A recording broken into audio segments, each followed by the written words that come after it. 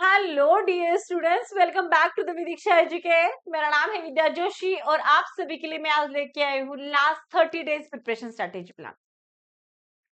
I know boards exams are very very close, hardly 30 days ही बचे हैं।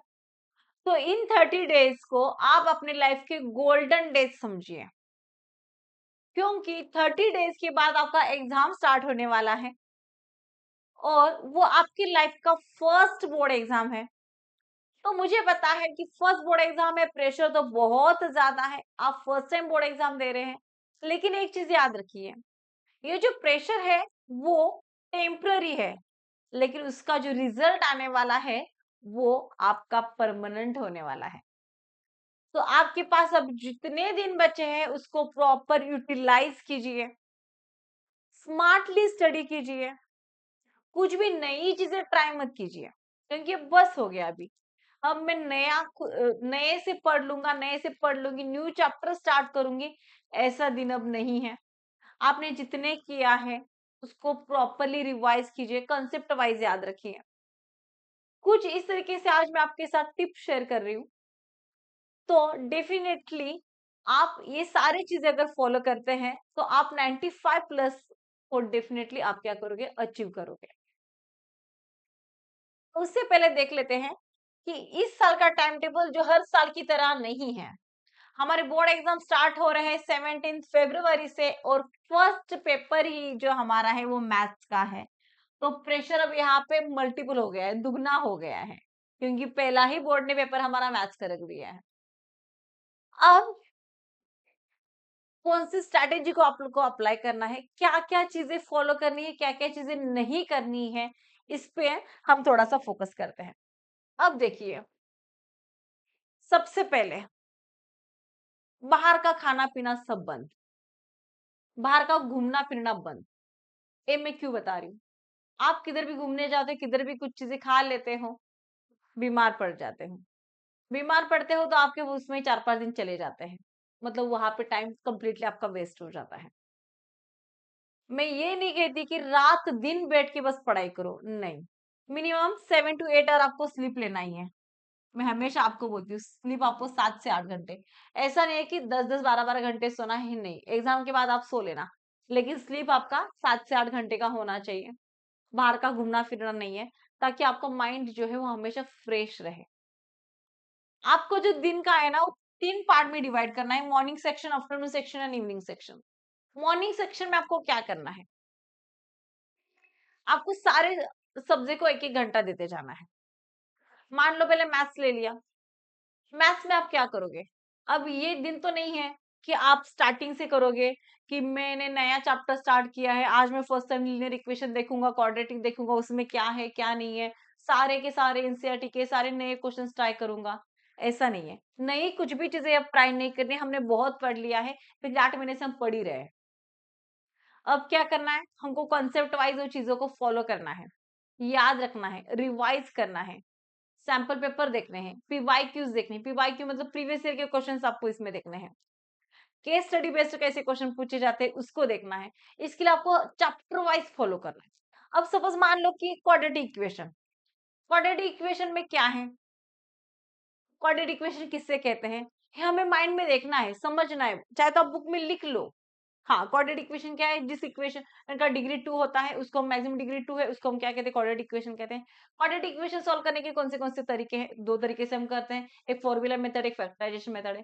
Formula method का फॉर्मूला कौन सा है, डिस्क्रिमिनेंट क्या है, रूट्स क्या होते हैं, सम ऑफ रूट्स क्या होते हैं, ये सब कुछ आपको माइंड में रखना है। ऐसे पूरा कंसेप्ट आपके माइंड में पूरा छपना चाहिए। उसके लिए आप एक बुक रखिए, उस पे लिखते जाइए कि हाँ क्वाड्रेटिक इक्वेशन, इसमें इतने इतने सारे पॉइंट्स हैं, फर्स्ट पॉइंट क्या है, सेकंड पॉइंट क्या है, थर्ड पॉइंट क्या है, पॉइंट वाइज सारी चीजें आप लिखते जाइए। ये बहुत फॉर्मूला काम करता है। ऐसे आपको सारे चैप्टर के करने हैं और सेम चीज आप अपने बाकी के सब्जेक्ट के लिए भी अप्लाई कर सकते हैं।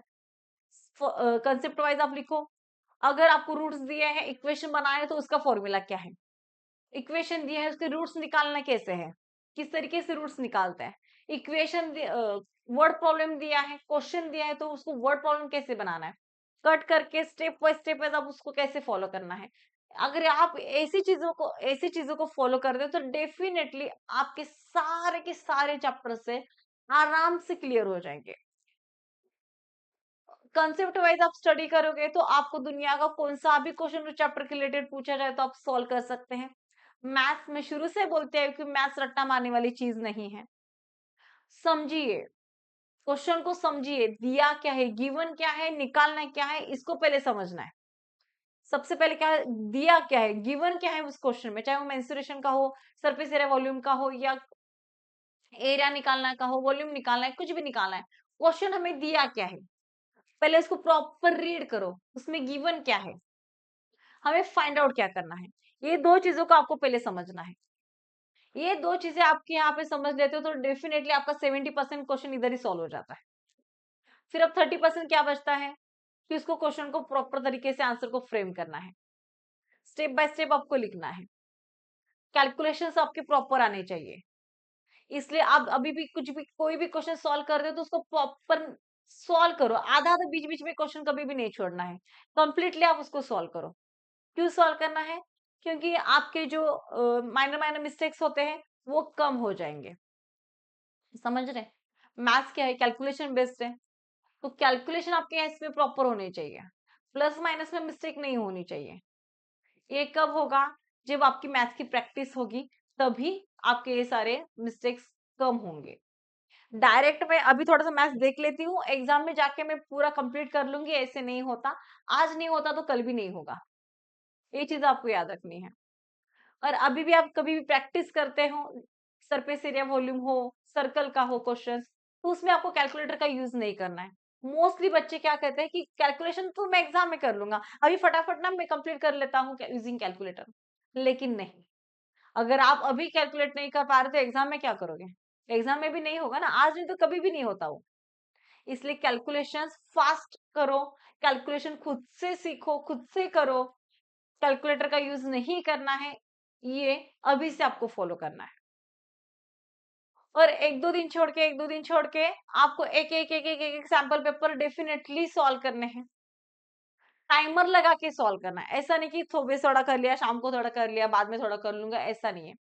3 घंटे का पेपर है, 3 घंटे का टाइमर लगाओ, और मेक श्योर कि आपका जो पेपर है मैक्सिमम 2 आवर 45 मिनट्स में खत्म होना ही चाहिए। मैक्सिमम 2 आवर 45 मिनट्स में आपका जो पेपर है वो खत्म होना ही चाहिए। उसके बाद आप उसको फिर से देखो, चेक करो, खुद से ही चेक कीजिए कि कितने मेरे करेक्ट आए, कितने रॉन्ग आए, कहाँ कहाँ मैं फंस गया। और जितने आपके रॉन्ग होंगे उसको फिर से आप ट्राई करो, थोड़ा उसके बारे में देख लो कि हाँ मेरा रॉन्ग क्यों हुआ, ये मुझे क्यों नहीं है, यहाँ पे मैं क्यों अड़ गया। उसको फिर से आप देखिए, उसको फिर से आप सॉल्व कीजिए। ठीक है, इस तरीके से आपको सारे सैंपल पेपर सॉल्व करने हैं। कम से कम आपको 7 से 8 सैंपल पेपर तो डेफिनेटली सॉल्व करने ही करने हैं। सारे पी वाइज के क्वेश्चन देखिए, क्वेश्चन क्या है ना, एज इट इज रिपीट नहीं होता, लेकिन फॉर्मेट तो सेम ही होता है। इसलिए मैं हमेशा कहती हूँ कि कंसेप्ट देखो, फॉर्मेट क्या है वो देखो। नंबर चेंज होने से क्वेश्चन चेंज होता है, लेकिन फॉर्मेट डेफिनेटली चेंज नहीं होता। तो आप उसको फॉर्मेट को फॉलो कीजिए। इस टाइप का क्वेश्चन आएगा तो मुझे वैसे ही करना है, डिस्क्रिमिनेंट फाइंड आउट करना है, नेचर ऑफ फ्रूट अगर मुझे पूछा है तो मुझे b²-4ac से ही निकालना है। आपको ये चीज याद रखनी है। तो उधर कौन सा भी इक्वेशन क्यों ना होने दो, आप डेफिनेटली उसको सॉल्व कर ही दोगे, आंसर आपको आ ही जाएगा। उसके बाद एक है कि रात को सोते टाइम, ये तो आपका मॉर्निंग सेक्शन हो गया। आफ्टरनून में आपने सैंपल पेपर वगैरह लिख लिया, मॉर्निंग में आपने रिवाइज कर लिया, कंसेप्ट को देख लिया कि क्या क्या है क्या नहीं है। और रात को सोते टाइम आज दिन भर हमने क्या किया, उसको फिर से एक बार रिवाइज करना है। मैथ्स में क्या किया, एसएसटी में क्या किया, साइंस में हमने क्या किया, इसको सोने से 1 घंटा पहले उसको प्रॉपर तरीके से रिवाइज करना है। कुछ तला भुना हुआ ज्यादा नहीं खाना है, उससे भी तबीयत खराब हो जाती है और हमारे दिन खराब हो जाते हैं। इसलिए डाइट भी प्रॉपर तरीके से फॉलो कीजिए, खाना टाइम टू टाइम खाइए, नींद प्रॉपर लीजिए 7 से 8 घंटे की, और बाहर घूमना फिरना बंद कीजिए। ये सारी चीजें आप अगर अपने डेली लाइफ में फॉलो करते हैं तो डेफिनेटली आपको अच्छे मार्क्स आएंगे। और कुछ भी नया चीज अब ट्राई नहीं करना है, कि अगर आपने एक आधा चैप्टर नहीं किया है, सपोज मान लो आपने रियल नंबर नहीं किया है, तो आप फिर से उसको करते हुए करने के लिए नहीं बैठना है। थोड़ा थोड़ा आप ऊपर से देख लीजिए चाहे तो, लेकिन उसके 100-200 क्वेश्चन फिर से सॉल्व करते हुए नहीं बैठना है। जो आपने किया है उसको ही आप क्या कीजिए, स्ट्रॉन्ग कीजिए, अच्छे से कीजिए। जो मैंने किया है ना, उसके मुझे सारे क्वेश्चंस आएंगे ही आएंगे, चाहे क्वेश्चन कैसा भी पूछा गया क्यों ना हो। इस तरीके से अगर आप प्रॉपर स्टडी करते हैं, प्लान बनाते हैं, जो मैंने अभी बताए हैं, उस तरीके से आप उसको अगर प्रॉपर समझ के करते हैं। अब नोट्स निकालते नहीं बैठना है, आपको आदत होती है कि एंड मोमेंट तक नोट्स ही निकालना है, नहीं।